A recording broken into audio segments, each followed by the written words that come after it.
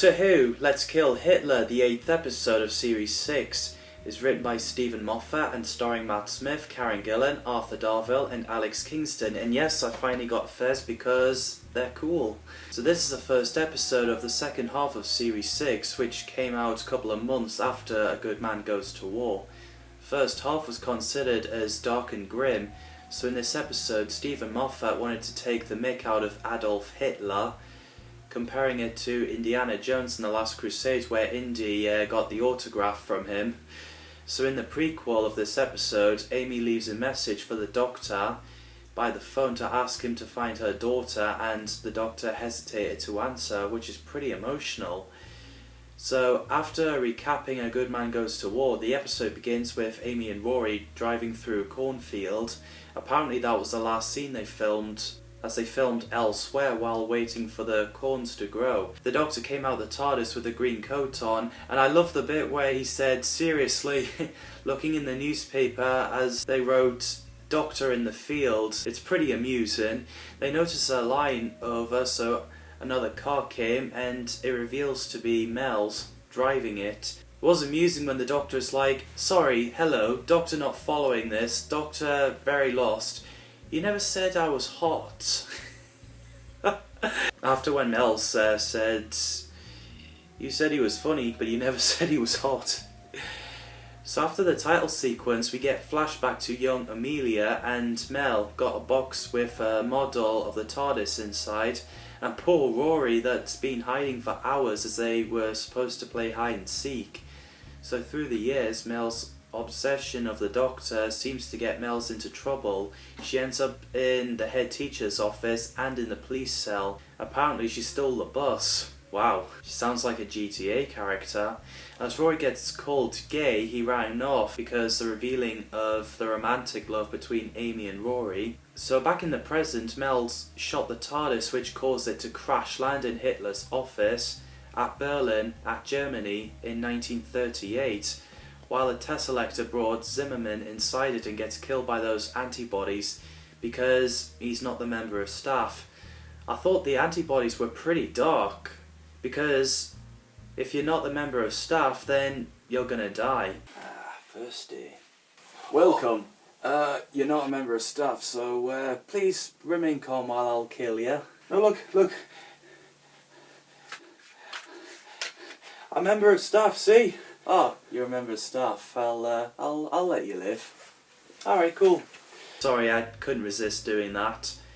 I love the Tesselector, a humanoid ship that's also a time machine as well, operated by the crew. Richard Delane played Captain Carter, who's the leader. David Kadami, Amy Cudden and Ella Kenyon played Jim, Harriet and Anita, the crew members. Apparently the Berlin scenes were filmed in Swansea and the Temple of Peace were filmed in Cardiff, which is impressive because it does feel like they're in Germany. As of time recording, I've never been to Germany before and I would love to go there one day. So as the Tesselector about to punish Hitler, the TARDIS broke into the window and accidentally saved Hitler's life. Albert Welling did a fantastic job as Adolf Hitler, the leader of the Nazi Party and Führer of Germany from 1933 to 1945. If they're planning to bring Hitler back in Doctor Who, they gotta get Albert to do it. He's perfect with the makeup and everything. As Hitler was confused about the TARDIS, he was shooting the Tesselector, which made Rory punch Hitler to the ground. Yes! And lock him in the cupboard. Fantastic scene. Arthur Darvill was really happy that they made Rory an action hero, and I think he's brilliant. Matt Smith is great as well. He picked this episode as one of his favourite. And as for the green coat, Matt wanted to wear it for the next series because of the cold weather, which is fair enough. And Karen Gillan is also great as Amy Pond. As Mel's got shot by Hitler, she reveals to be Melody Pond and the same girl who scared the tramp off by regenerating, which is mind-blowing, especially when she regenerated into River Song. And I think Nina, Tucson White and Alex Kingston are splendid with the role. Love the scene where River examines her new body and says, "Hello Benjamin." Stephen Moffat had a blast writing that scene, with comedy added. River used a line from The Graduate where Mrs. Robinson says, "Hello Benjamin." Ironically, the Doctor called River Mrs. Robinson in The Impossible Astronaut. I enjoyed the Doctor's tricks when he took the ammo out of guns, giving River a banana and disarmed her, but unfortunately she had one thing that managed to kill the Doctor, which is kissing him like Poison Ivy from Batman. The Doctor is dying, River jumped out the window, flirting with soldiers.